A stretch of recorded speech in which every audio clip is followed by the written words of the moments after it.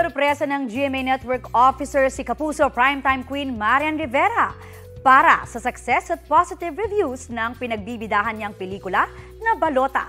Narito ang latest.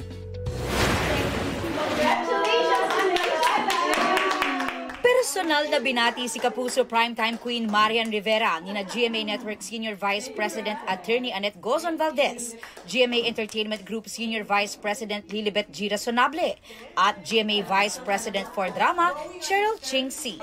dahil sa success ng pelikulang Balota. Palaging good boy yun. Now going on its third week, certified top grosser ang Balota na patuloy na tinatangkilik sa takilya.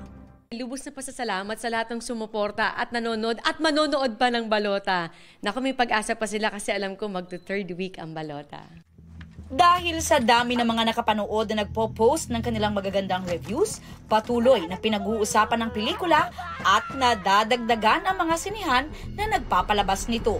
Bukod sa husay sa pagganap ni Marian bilang Teacher Emmy, marami rin ang humanga sa pagganap ng sparkle star na si Will Ashley, na gumanap bilang anak ni Teacher Emmy na si Enzo.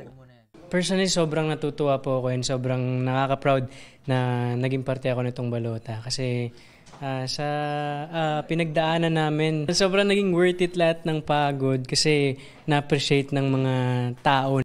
Patuloy rin daw silang nakatatanggap ng magagandang feedback at komento tungkol sa pelikula.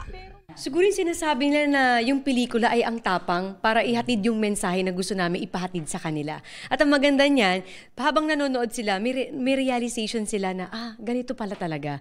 So parang dahil sa balotang ito, parang pag-iisipan nila kung paano sila boboto ng tama at dapat. Nakikita natin na palakas ng palakas, and I think it's because napapag-usapan siya, nakakwento na isa itong pelikulang dapat panoorin kasi may mensahe talaga itong hindi dapat palampasin ng mga tao. We never expected it to really attract so many people, at talagang padabi ng patabi, pamilya ang nanonood, kaya nakakataba ng puso. Pero may araw din kayong lahat. Aubrey Carampel, nagbabalita para sa GMA Integrated News.